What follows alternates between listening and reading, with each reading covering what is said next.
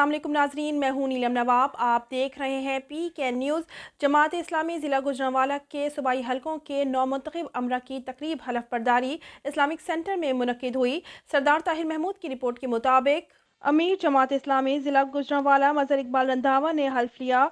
Zonal अमरा बराई session 2022-2024 के लिए सूबाई हलकों के जोन अमरा PP 53 Khurram Saleem Khokhar, PP 54 Qamar Ramzan Hasan, PP 55 Sardar Abdul Razzaq, PP 56 Mubashir Hussain Dhallu, PP 57 Hafiz Amjad Farooq, PP 59 Abdul Sattar Shakir, PP 60 Rashid Amin, PP 61 Haji Faizul Haq, PP 62 doctor Tahir Bashir, PP 63 Furqan Aziz Bhatt, PP 64 doctor Mohammad Sharif Kuchar ने हल्फ उठाकर अपनी जिम्मेदारियां संभाल ली।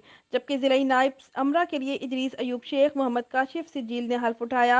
इस मौका पर जिला अमीर जमात इस्लामी मजहर इकबाल रंधावा ने कहा कि हुक्मरान सूदी निज़ाम के खात्मे के लिए बयानात और ऐलानात तक महदूद हैं। हुक्मरान तबका प्रेस कॉन्फ्रेंसेस और सेमिनार्स के बजाय सूदी निज़ाम के खात्मे के लिए अमली इकदाम करे। इस्लामी बैंकिंग मुल्क के बैंकारी निज़ाम का एक लाजमी जुज़ू बन चुकी है। साबका और मौजूदा हुक्मरानों ने पाकिस्तान को IMF के पास करवी रख दिया है। अवाम फाकों और खुदकशियों पर मजबूर है, जबकि हुक्मरान इक़्तिदार की लड़ाई में अवाम के बुनियादी मसाइल भूल चुके हैं।